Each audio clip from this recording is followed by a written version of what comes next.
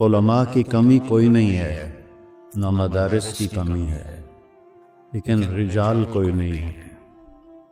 وہ لوگ وہ نوجوان جو اللہ کے سامنے کھڑے ہوں تو اللہ بھی کہے خدا بندے سے خود پوچھے بتا تیری رضا کیا ہے، میرا بندہ بول کیا چاہتا ہے۔ فتوحات ہو گئی، کیسر و کسرا ٹوٹ گئے، خزانے آئے، کسرا کا تخت تاقدیس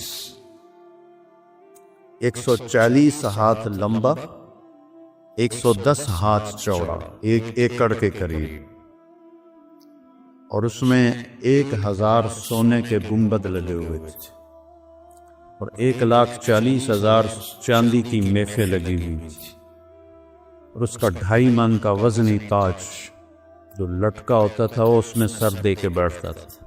یہ سب مدینے میں آیا ہے۔ تو صحابہ کون 10 مبشرہ مشورہ کرنے لگے، عمر کو اب اپنا طریقہ بدلنا چاہیے، اللہ نے اتنی سہولت دے دی، کوئی خادم رکھے، چھنے ہوئے آٹے کی روٹی کھائے اور کپڑے اچھے پہنے، بڑے بڑے وفود آتے ہیں۔ تو حضرت علی کہنے لگے جو مرضی کر لو مانے گا کوئی نہیں، کہنے نہیں بات تو کرنی چاہیے۔ تو کون بات کرے؟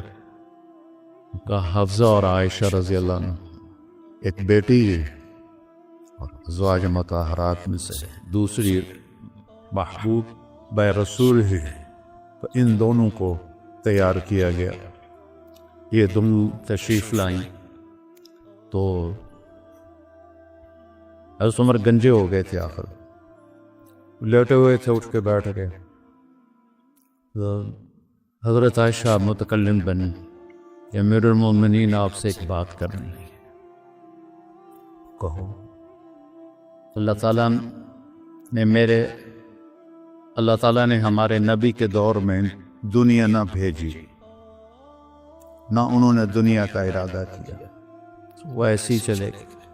میرے باپ کا زمانہ آیا، اللہ نے دنیا نہ بھیجی، نہ انہیں ارادہ کیا، تو وہ بھی ویسی چلے گی۔ اب اللہ تعالیٰ نے آپ پر دنیا کے دروازے کھول دیے ہیں، فتوحات کے دروازے کھول دیے ہیں، اب آپ اپنے اوپر رحم کریں، ارفق بنفسک، اچھا کھانا کھائیں، چھنے ہوئے آٹے کی روٹی کھائیں، اچھا کپڑا پہنیں، بڑے بڑے وفود آتے ہیں آپ سے ملنے کے لیے، اور اپنے لیے کوئی خادم رکھیں جو آپ کی خدمت کرے، آپ کی عمر کا بھی تقاضا ہے۔ حضرت عمر کا رنگ ایسے بدل ہوا۔ جب حضرت عائشہ نے بات ختم کی تو کہنے لگے مجھے بتاؤ تمہیں کس نے بھیجا ہے؟ کہنے لگی کوئی ہاں نہ کرو گے تو ہم بتائیں گے، ویسے تو نہیں بتائیں گے۔ فرمانے لگے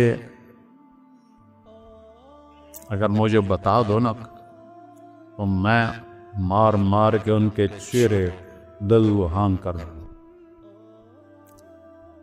تو پھر وہ رو پڑے، پھر کہنے لگے حفصہ تو گھر والی ہے نا؟ بتا اللہ کے نبی نے دن میں کبھی 2 دفعہ کھانا کھایا، صبح کھایا تو شام نہیں کھایا، شام کھایا تو صبح نہیں کھایا۔ کہنے لگے اللہم نعم، کیا تجھے یاد ہے تیرے گھر میں نبی کا بستر کیا تھا؟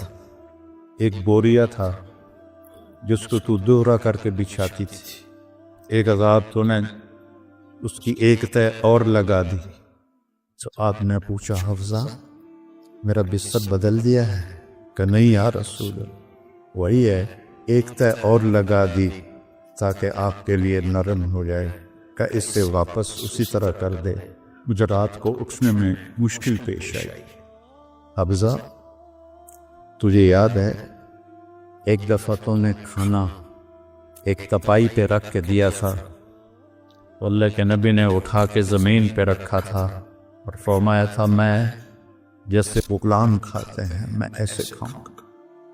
اور تجھے یاد ہے اللہ کے نبی کے پاس ایک ہی جوڑا ہوتا تھا اور اس کو خود دھوتے تھے، اور بلال آ کر کہتے تھے کہ یا رسول اللہ الصلاۃ، تو آپ فرماتے تھے بلال میرے کپڑے خشک نہیں ہوں۔ نماز لیٹ ہو جاتی تھی کہ دوسرا جوڑا نہیں ہوتا تھا، کہنے لگی جی ہاں، کیا تجھے یاد ہے کہ ایک دفعہ جوڑا بھی نہیں تھا، رات میں ایک انصاری عورت سے چادر منگوائی تھی اور وہ لپیٹ کر جا کے نماز پڑھائی تھی، وہ تمہیں یاد ہے؟ جی ساروں قطار رونے لگے۔ فرمایا عائشہ حفصہ جنہوں نے تمہیں بھیجا ہے انہیں جاتے کہو کہ 3 دوست ہیں جو ایک منزل کی طرف چلے، پہلا چلا وہ پہنچ گیا، دوسرا چلا وہ بھی پہنچ گیا، اب تیسرا راستے میں ہے، ان کی راہ پر چلے گا تو ان تک پہنچے گا، اگر اس سے ادھر ادھر ہوا تو پھٹک جائے گا۔ الذی نفسی بیدی لأکرہن نفسی علی ما انا علیہ، اس ذات کی قسم جس کے قبضے میں میری جان، میں اپنی جان کو اسی طرح کھپاؤں گا جس پر میں ہوں، یہاں تک کہ میرا اللہ مجھے میرے ساتھیوں سے ملا۔ جب خنجر لگا اور امید کوئی نہ رہی بچنے کی تو آپ نے عبداللہ بن عمر کو بلایا اور فرمایا کہ جاؤ اما عائشہ سے کہو کہ عمر امیر المومنین نہ کہنا، اب میں امیر المومنین نہیں ہوں۔ عمر اپنے ساتھیوں کے پڑوس میں قبر کی جگہ چاہتا ہے۔ جب وہ تشریف لے گئے تو حضرت عائشہ بھی رو رہی تھی، انہوں نے یہ روتے ہوئے عرض کیا اماں جان میرا باپ عمر بن خطاب اپنے ساتھیوں کا پڑوس چاہتا ہے۔ تو حضرت عائشہ پھر رونے لگی کہ یہ جگہ تو میں نے اپنے لیے رکھی ہوئی تھی کہ میں اپنے باپ اور خامند کے ساتھ میری قبر بن جائے، لیکن عمر مجھ سے زیادہ حقدار ہے، مرحبا بہ۔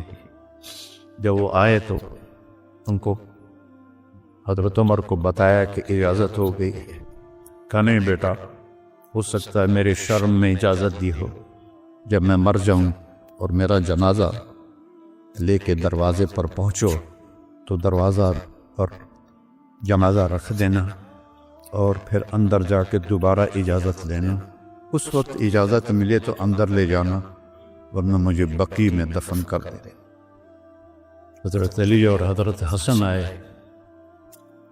تو گھبراہٹ دیکھی، حضرت علی نے فرمایا موت سے ڈر گئے؟ تو سن نہیں، موت سے نہیں، ما بعد الموت سے ڈر رہا۔ کون ہے؟ لو کان بعدی نبی لکان، بول لکان عمر، کہہ رہا موت نہیں، موت کے بعد سے ڈر رہا۔ تو حضرت علی نے فرمایا نہ ڈرو، میں گواہی دیتا ہوں، میں نے اپنے نبی سے سنا کہ سیدہ قبول اہل الجنت ابو بکر و عمر۔ حضرت عمر کہنے لگے حشر کے دن گواہی دوں؟ فرمائے میں بھی دوں گا، میرا بیٹا حسن بھی دے گا ساتھ۔ وہ تشریف لے گئے، پیچھے موت کے آثار نظر آئے، تو ان کا گود میں سر تھا بیٹے عبداللہ بن عمر کی، تو کہنے لگے دانی علی الارض، وہ یہ زمین پر ڈالا، تو ان کا دل نہیں مانا تو ان نے پنڈلی پہ سر رکھ دیا، لگے بھائی تیرا ناس ہو، سنتے نہیں ہو کیا کہہ رہا ہوں، زمین پہ ڈال۔ آپ مسجد میں داخل ہوئے، آپ کے دائیں طرف ابو بکر تھے، بائیں طرف عمر، آپ نے فرمایا ہمیں دیکھ رہے ہو؟ صحابہ سے کہا جی، کہا کذا نحشر یوم القیامہ، اس طرح ہم معاشر میں اٹھیں گے کہ میرے دائیں ابو بکر ہوگا اور بائیں میرے عمر ہوگا۔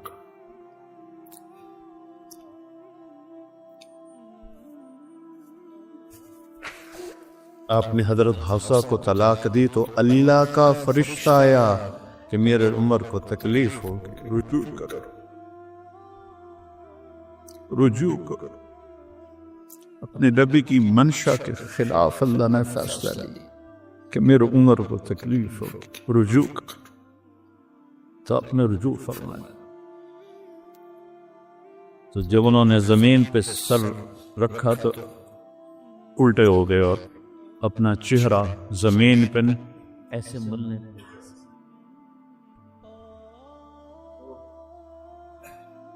ویل لک ولأمک یا عمر ان لم یغفر لک رب، ویل لک ولأمک یا عمر ان لم یغفر لک رب، ویل لک ولأمک یا عمر ان لم یغفر لک ربک۔ یہی کہتے کہتے جان نکل گئی تو برٹن رسل نے کہا، جو ایک دہریہ تھا، انگریز مفکر، اگر ایک عمر اور ہوتا تو پوری دنیا میں اسلام ہو